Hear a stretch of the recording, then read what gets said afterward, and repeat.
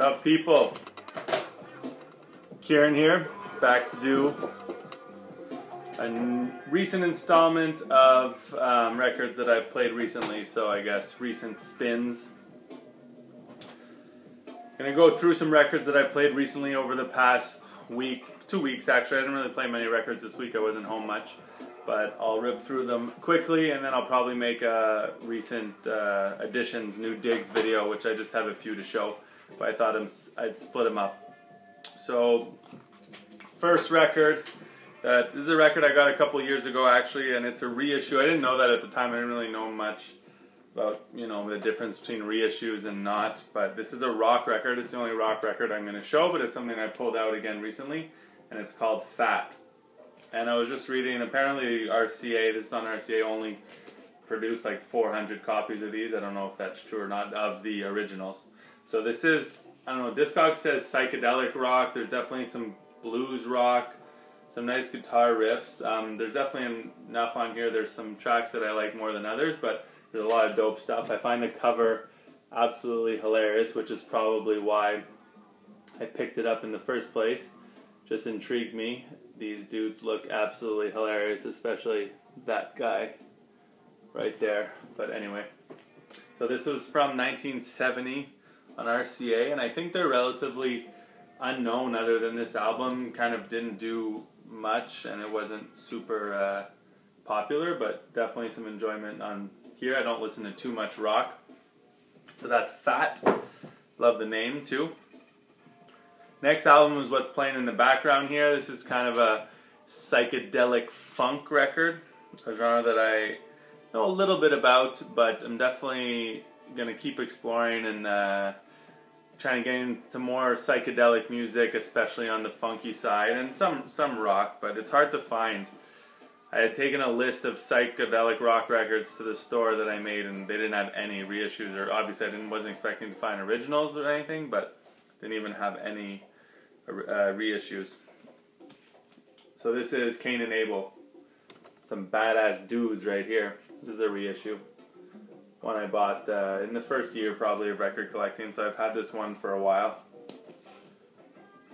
And this is a killer psychedelic funk record you can hear.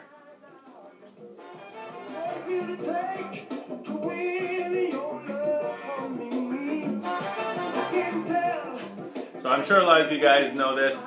If you don't, I definitely suggest you check it out on YouTube, or if you can find a copy of, I'm sure you can find a reissue pretty easily. So this is on, I don't know what that label's called, but you can see that there. It looks like AKT. So, Cain and Abel. Dope music. Really moved me. So now, following with that, it's going to be a few soulful, funky records. Next one, this is the only record I have by them, and I want to find more. I saw one recently, actually, but it's a later one. But this is from '73. I think their best stuff was before this, but this is the New Birth. It's been a long time, so another group that's a group that's well known among record collectors, especially diggers. It's an awesome cover. So this is some kind of soulful, good stuff. I like this because I can put it on when my girlfriend's around and she digs it. And this is also on RCA, like the Fat record. Does it have the same label? This is an original. So that's what those look like. Ooh, nothing special. But New Birth, definitely a group to check out if you don't know them and you're into the kind of 70s soul scene, funk. Did they do any covers on here? Nothing remarked. Okay, next is an absolute classic. Well, the group is classic, and this is an awesome album. This is one that I inherited actually from a girl I know from her dad. She gave me a bunch of records from her dad, and this is Sly and the Family Stone. So when I was trying to listen to some psychedelic records, the Cain and Abel one night, and I also pulled this out. So I don't really need to say much about Sly and the Family Stone. This is unfortunately the only Sly and the Family Stone LP that I have. I have some CDs and some stuff digitally, but I was happy when she brought me a little box of records, and this was in it. there was some other stuff, and this was probably a year ago now, but there was some blues, some jazz. There was this. There was a Curtis Mayfield record, Roots, which was it's also one of my favorite. But you guys know this. Just thought I'd show that. I gave that a spin recently. Always a pleasure. Next one is something a reissue I just picked up out of the blue a couple of years ago. Hadn't listened to it too much and wasn't really into it when I bought it. And I gave it a couple spins last week, and I was digging it, actually. It's not wow, but there was definitely... I liked it more than I remember the first time. And this is Black Rhapsody by Little Beaver. It's just a cheap reissue. It was like $10. And first song is a tribute to Wes. He does a cover of Al Green's Let's Stay Together. So yeah, there's a bunch of tracks on here. But that's that. And this is on Cat Records. I'm sure you guys know that. I've seen some other stuff on Cat, but I can't remember what. But this is nice. Where's the cat? It's green, right? Yeah. That I like the reissues. At least they reproduce the labels. That's the Cat label that I dig. You know, Little Beaver. So just some killer guitar work if you're into that. Blues for Mama. Hit me with funky music. Loosen up. Stuff like that. Kind of gives you an idea. And this one is from '74. Next one, a group that is really well known that I don't know that well. This is the only record I have. Growing up, I heard their name, just never checked them out. And I picked this up, I think, a year ago for $3. And I'm definitely going to look for more of their records. I'm going to look up which ones are the best. But this one, the Isley Brothers, Live It Up, I guess. There's definitely some stuff on here that I'm digging, and what I was really enjoyed was, I think it's Ain't I Been Good to You, the last track on the LP, and that is, I recognized it from the opening track, or the second track, I think, on UGK's first album. I think it's Riding Dirty, and that is, I love that album and that song from UGK, so when I didn't know what it was from, but extremely soulful. And then there's some songs where they just kind of go all out here. Midnight Sky. But there's definitely a lot for $3. This is extremely high value, and I believe quite a few of their LPs are fairly cheap. I don't know when they started kind of going downhill or what. If anyone knows, I'd love to hear your suggestions on Isley Brothers. I saw one at the store for $4 the other day, but it was from '78, so I hesitated. I haven't looked it up yet. Haven't had much time. This one's from '74, so when I knew that this one was from '74, I saw the one from '78, I was hesitant that it might be a bit dancey or something, but I'm digging this. Andrew, Champ Sound, you had pulled out your Meters record. So I have a few Meters records. Unfortunately, they're all reissues, but that's okay. I have actually never seen any Meters originals. I think one, but it was a later album. But I didn't want to drop the dough on it. So I have like 3 of them, I think. So I pulled out this one to listen to. I think it's their third, if I'm not mistaken.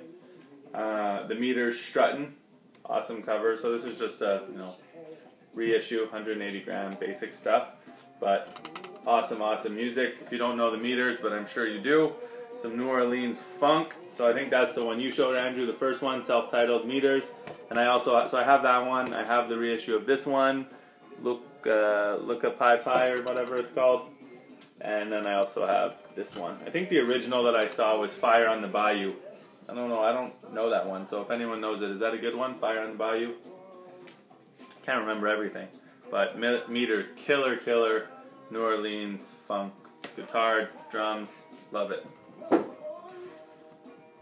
Next one I pulled out, this is one that I kind of inherited as well, not on purpose. Someone lent it to me and then it kind of fell out of my life, but it's pretty beat up. But Undisputed Truth, it's one I like to listen to with my girlfriend around as well. It's you have Dennis Coffey on lead guitar here, so it's got some funky stuff, soulful. Norman Whitfield produced on Gordy Records. You can see it's pretty beat up, as is the record, but still listenable. Oh, that New Birth record too is beat up. I think I've got it for $1. There's one track that skips, but Anyway, so yeah, this is a Motown record, you know, Gordy, but I'm sure you guys know it. A good listen. And to finish off, a couple jazz records. This one is decent. I would definitely say for the price that I got it, $3, it's decent. It's a Milestone, which I've been kind of picking up a bunch of Milestones recently, and it's Sonny Rollins' next album. So I think he had taken a bit of break from making music on this at that time. So this is from '72 on Milestone, and there's some enjoyable stuff. It's not essential, but if you see it around, I definitely pick it up. You have Sonny Rollins, obviously, George Cables on piano, who I don't know, Bob Crenshaw and Jack DeJohnette or David Lee on drums, and then you have Arthur Jenkins on conga drums and percussion. And then I think the first track is the one, it's a 10-minute Playing in the Yard. It's kind of like a groover, which is nice. So another Milestone one to the collection. This is one I picked up not too long ago for $3, so that was worth it. And then this is one I had picked up for a couple bucks at Boxing Day last year, so 2013. And I didn't listen to it much because I got so many. When I buy a stack of records, I think I bought like 40 records or something. Some of them you don't get to, and I threw this on again recently, and I like some of it. Return to Forever, Romantic Warrior. So you guys know this, I'm sure. Chick Corea span, so fusion kind of stuff with Stanley Clarke, Lenny White, and Al Di Meola, and they're all playing a variety of instruments on here. I don't know where this stands in terms of the Return to Forever albums, if it's one of their better ones or not. This one's from '76. I'm imagining it's middle of the road. I don't know if there's any Return to Forever fans. Let me know what you think. I think this is the only one I have, but there's definitely some stuff I was digging on here. I'm going to have to give it another spin. Return to Forever. Anyway, so that's it for the recent spins. Leave me a comment if you're not already subscribed to my channel, NeedleGroove. Subscribe if you like what you saw. It's pretty much what I like to show: some jazz, some funk, soul, little rock. But I'm gonna make a recent finds video now. So thanks for watching, guys. Peace.